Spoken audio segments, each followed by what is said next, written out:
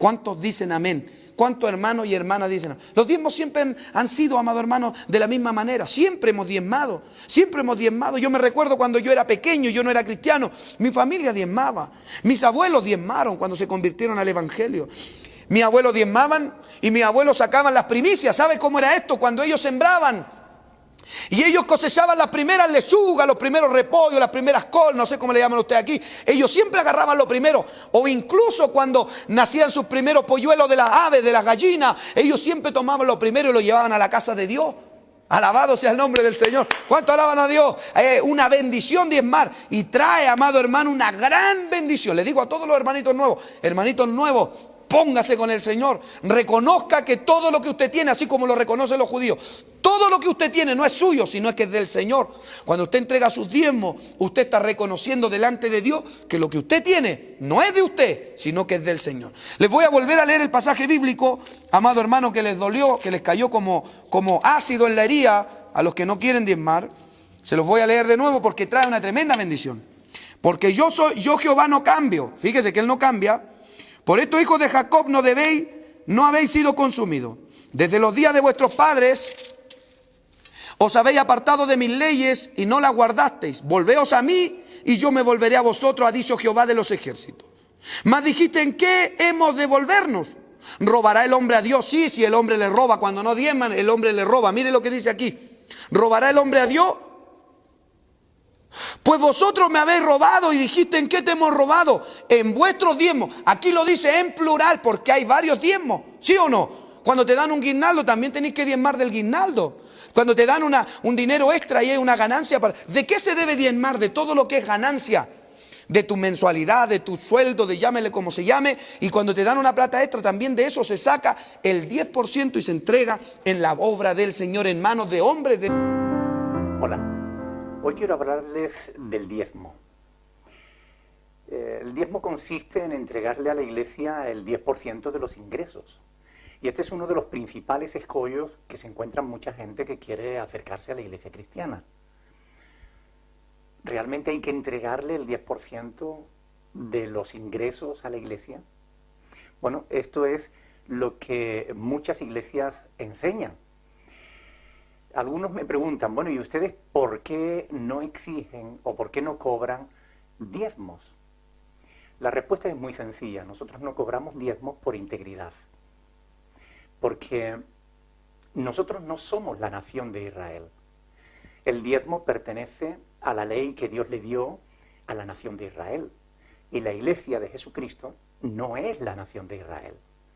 Aunque a veces desde los púlpitos se hacen paralelismos como pueblo de Dios, pero realmente una cosa es el pueblo de Israel y otra cosa es la iglesia. El pueblo de Israel está bajo la ley, la iglesia está bajo la gracia. El pueblo de Israel está sostenido sobre el Antiguo Testamento, la iglesia está sostenida sobre el Nuevo Testamento. Por tanto, ¿por qué pues entonces algunas iglesias exigen o cobran el 10% de los ingresos de las personas? Bueno, ellos se fundamentan fundamentalmente en la ley, ¿no? Valga la redundancia. Pero hay dos pasajes del Antiguo Testamento, del primer libro de la Biblia, del Génesis, que se utilizan como base y fundamento para decir que el diezmo es anterior a la ley y por tanto la iglesia está obligada a pagar diezmo. Uno de esos pasajes es Génesis capítulo 14, en el que vemos que Abraham da diezmos a Melquisedec. Claro que nosotros tenemos un dicho que reza así: un texto sin su contexto es un pretexto. Por consiguiente, nosotros para poder interpretar correctamente cualquier pasaje de las Escrituras tenemos que tener en cuenta ese contexto, el contexto que le rodea. Cuando uno estudia Génesis capítulo 14, uno se da cuenta de que Abraham no está dando diezmo de sus bienes. Abraham no da diezmo de su dinero.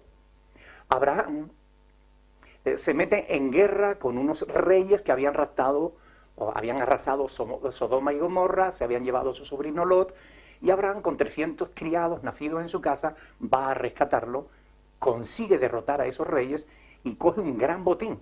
Y de ese botín de guerra, Abraham da diezmos a Melquisedec. La pregunta es, ¿tenemos ahora los cristianos que meternos en guerra con los vecinos para del botín que conquistemos dar el 10% a la iglesia? No tiene sentido. O sea, es absurdo pensarlo así. Antes de ese pasaje, nunca se dice que Abraham hubiera dado diezmos. Después de ese pasaje, nunca se vuelve a decir que Abraham haya vuelto a dar diezmos. Por tanto, es un pasaje único, ahí, que está solo, y que no puede servir como fundamento para una doctrina como la del diezmo. Después hay otro pasaje en Génesis 28, en el que se ve a Jacob haciendo una especie de negocio con Dios. Jacob le hace una propuesta a Dios. Si tú me bendices en el viaje, si me guardas, si me proteges, si me prosperas, de todo lo que tú me des yo te voy a dar el 10%. Volviendo otra vez a analizar el contexto de ese pasaje, nos damos cuenta de que poco menos que le estaba planteando un chantaje a Dios. Es decir, él proponía un diezmo condicional. Si tú me das, si tú me guardas, si tú me bendices. En ningún pasaje de las Escrituras se dice antes de ese que Jacob diezmara. En ningún pasaje de las Escrituras se dice después que Jacob diezmara. Ni siquiera se dice que cumpliera con su propuesta, ni que Dios aceptara ese chantaje. O sea, no es fundamento para sostener el diezmo, una doctrina como el diezmo en ese pasaje. Además de esos dos pasajes, ya solamente nos quedan los de la ley. Los pasajes en los que Dios instituye el diezmo como ley, pero solo para la nación de Israel. Santiago capítulo 2, verso 10, enseña que la ley es un bloque, de la que no podemos tomar lo que nos interesa y dejar el resto. Porque dice que si cumplieras toda la ley, pero ofendieres en un solo punto de la ley, te haces culpable de todos. Por tanto, o estás bajo la ley, o estás bajo la gracia. Los que quieren justificarse por la ley de la gracia han caído, dice el apóstol Pablo. Por otro lado, si quieren exigir el diezmo, pues tendrían que tener en cuenta que otras leyes, como por ejemplo que coma marisco, pues está desobedeciendo a Dios y por consiguiente debe ser castigado.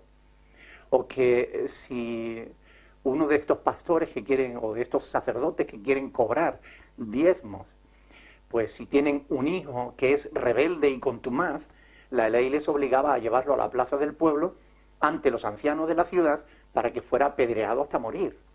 Si quieren exigir el diezmo tendrían que cumplir también esos mandamientos. No tiene sentido. Son mandamientos para el pueblo de Israel, no para la ley, no para la iglesia de Cristo. Además de todo eso, el pasaje que más les gusta a ciertos pastores citar es Malaquía capítulo 3. Es un pasaje de las Escrituras en el que Dios pregunta: ¿robará el hombre a Dios? Pues vosotros me habéis robado. Y dijisteis: ¿en qué te hemos robado? Y Dios responde: en vuestros diezmos y ofrendas. Malditos sois con maldición, porque vosotros, la nación toda, me habéis robado. Como se puede ver, está hablando de la nación. ¿De qué nación? De la nación de Israel. No habla de la iglesia. No habla de los discípulos de Cristo. Traed todos los diezmos al alfolí y haya alimento en mi casa. Es curioso que cuando estudiamos estos pasajes con detenimiento, nos damos cuenta de que el diezmo no consistía en dinero, sino en alimento. Concretamente, como enseña el libro de Deuteronomio y también el libro de Levítico, se trataba de dar el 10% de los frutos de la tierra y de los frutos del ganado. De manera que una persona que no tuviera tierras o que no tuviera ganado no tenía que diezmar. Solo debían diezmar aquellos que tuvieran tierras y ganado. Por ejemplo, antes de ir a Jerusalén a celebrar la fiesta, pues una vez al año los judíos contaban su ganado. 1, 2, 3, 4, 5, 6, 7, 8, 9, el 10º le correspondía al Señor. Y eran apartados para ser entregados para Dios. Ahora bien, si algún pastor hoy te exige diezmo, ¿no? Si tú no tienes tierra, no tienes nada que darle. Si no tienes ganado, no tienes nada que darle. Si tienes tierra, llévale un camión de trigo y vuélcaselo en el púlpito. Porque esto es lo que Dios estaba demandando en Malaquías. Aquí se nos dice claramente que lo que Dios está demandando es que hubiera alimento en su casa. Porque del diezmo que entregaba al pueblo, vivían los huérfanos, las viudas y los levitas. Es decir, los sacerdotes y escribas y levitas. Por consiguiente, Dios lo que se está cuidando es de que hubiera alimento en su casa, no dinero. Es más, Levítico 27 del 13 y también el versículo 30 dicen que si alguno de los judíos quería redimir uno de los animales que le pertenecían al Señor, uno de esos décimos, él tenía que dar el valor del animal más un 20%, más una quinta parte. Por consiguiente, no era dinero lo que Dios estaba demandando. Lo que estaba demandando era alimentos para los levitas y para los huérfanos y las viudas. Aparte de eso, vemos en la Biblia, con respecto a la ley, que había dos tipos de diezmo bien diferenciados. Uno se recogía una sola vez al año, y ese diezmo no era para guardarlo en el alfolí, que son almacenes donde se guardaba el grano y demás. No era solo para guardarlo en el alfolí, para los sacerdotes, las viudas y los huérfanos, sino que era para que todo el pueblo, en una gran fiesta, pudiera celebrar al Señor. Por tanto, el diezmo de cada año se comía en una fiesta todo el pueblo juntos. Cada 3 años, el diezmo del tercer año era el diezmo que servía para los huérfanos, las viudas y los sacerdotes. O sea que no todos los diezmos eran para los sacerdotes. Además, cosa curiosa, una vez cada 7 años no se recogían diezmos, porque recuerden que tampoco se cultivaba la tierra. Una vez cada 7 años no se cobraban diezmos. Y yo quiero preguntarte, ¿alguna vez tu pastor que te exige el diezmo te dijo, mira, este es tu 7º año en la iglesia, no te corresponde dar diezmo? Lo dudo. Ahora bien, una de las cuestiones más fundamentales es que en Deuteronomio 18:21 se dice claramente que solo los levitas podían cobrar diezmos. Solo los levitas. Tanto es así que hoy en día los judíos no cobran diezmos. Porque a partir de la Segunda Guerra Mundial los archivos se perdieron y no hay una conciencia clara de quiénes son los levitas. Por tanto, hoy en día las sinagogas lo que hacen es cobrar un impuesto por el asiento en la sinagoga, es decir, cobran un porcentaje por asiento. Pero no pueden exigir diezmos, porque ellos no saben quiénes son los levitas. Sin embargo, ¿qué pastor hoy en día puede asegurar que es de la tribu de Leví para poder cobrar diezmos? ¿Saben? Ni Jesús cobró diezmos. ¿Cómo se sostuvo el ministerio de Jesús? Por las ofrendas de los seguidores. Algunas mujeres pudientes y algunos de los seguidores más directos de Jesús le apoyaban en su ministerio. Pero Jesús no cobró diezmos porque no era de la tribu de Leví, era de la tribu de Judá. El apóstol Pablo no cobró diezmos, él era de la tribu de Benjamín. Sin embargo, el apóstol Pablo es quien desarrolla toda la teología del cristianismo y no encontrarás, y esto es muy importante, ni un solo pasaje.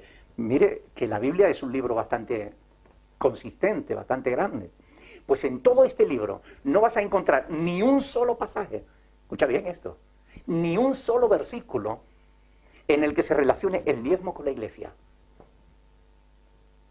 ¿No te parece importante este asunto? Ni un solo pasaje en el que se relacione el diezmo con la iglesia. El diezmo siempre se relaciona con el pueblo de Israel. Y esto es así porque la palabra de Dios es clara, es sencilla. Ahora, ¿por qué entonces algunos exigen diezmo? ¿Por qué algunos cobran diezmo? Bueno, la cuestión es bien sencilla porque solamente hay 2 respuestas. O son ignorantes de las Sagradas Escrituras, que desconocen en profundidad estos temas, se limitan a tomar una herencia religiosa y a transmitirla sin ocuparse de ver si realmente es o no es correcto lo que enseñan, o simplemente porque son falsos pastores que engañan y manipulan a la gente para sacarle su dinero. No hay otra respuesta. O son ignorantes que no conocen estas cosas, o aún conociendo estas cosas, lo hacen porque realmente son falsos pastores. Son gentes que tienen poca fe. A mí en cierta ocasión me preguntó un pastor, pero es que si no cobramos diezmo, ¿cómo vamos a sostener la iglesia? La respuesta es bien sencilla, como se sostuvo la iglesia del primer siglo. La iglesia del primer siglo se sostuvo, como el apóstol Pablo enseña en 1 Corintios capítulo 16. Cada primer día de la semana, cuando la iglesia se reúne para adorar a Dios, pues cada creyente pone aparte algo, según Dios le ha prosperado. No se dice el 10%, ni el 15%, ni el 5%, ni el 1%, ni el 2%. Según haya prosperado, pone aparte algo para la ofrenda de los santos. Y los santos no eran solamente los pastores, eran todos aquellos que tenían necesidad. Y concretamente en ese pasaje se hace referencia a los santos de Jerusalén que estaban pasando hambre. Así pues, este es un asunto muy importante. Hoy en día hay una gran manipulación con este asunto. Por eso he querido hacer este vídeo, para aclarar estas cuestiones. Hoy en día en muchas iglesias se habla de sembrar en el reino, de pactar con Dios. Entrégale dinero a Dios y Dios te va a dar más. Dale 100 euros a Dios y Dios te va a dar 1000. Bueno, cuando alguien te diga algo así, dile, dame tú los 1000 o 100 y espera los 1000 de Dios. Pero no te dejes manipular de esa manera. Pacta con Dios, pacta por un milagro. Mire, los milagros de Dios no se venden, ni se compran ni se venden. Si tú quieres la bendición de Dios, no tienes que diezmar, lo que tienes que hacer es entregar tu vida entera a Dios. ¿Quiere decir esto que no hay que darle dinero a la iglesia? Hombre, no quiero decir eso. ¿Es pecado darle el diezmo a la iglesia? No, no es pecado, de ninguna manera. Tú le puedes dar el 10% de tus ingresos, como le puedes dar el 80%. Tú puedes dar lo que tú quieras. Lo que es incorrecto no es dar el diezmo. Lo que es incorrecto es exigirlo. Lo que es incorrecto es manipular a la gente sacando textos de su contexto como pretexto para sacar dinero al pueblo de Dios. Quienes roban a Dios no son quienes no dan diezmo. Quienes roban a Dios son quienes los exigen. Y esto es muy importante. Abran sus ojos. Lean las Sagradas Escrituras, porque es la palabra de Dios la que les da la luz y el entendimiento necesario para no dejarse manipular por falsos apóstoles, profetas, evangelistas, pastores, maestros, que enseñan cosas que no están en las Sagradas Escrituras o que las tuercen para su propio beneficio. Estos ya tienen su propio castigo de parte de Dios, pero ustedes apártense de todos aquellos que no enseñen la sana doctrina. Busquen iglesias donde de verdad se predique la palabra de Dios. Este es el deseo de nuestro corazón. Ojalá que esto les haya ayudado. Dios les bendiga.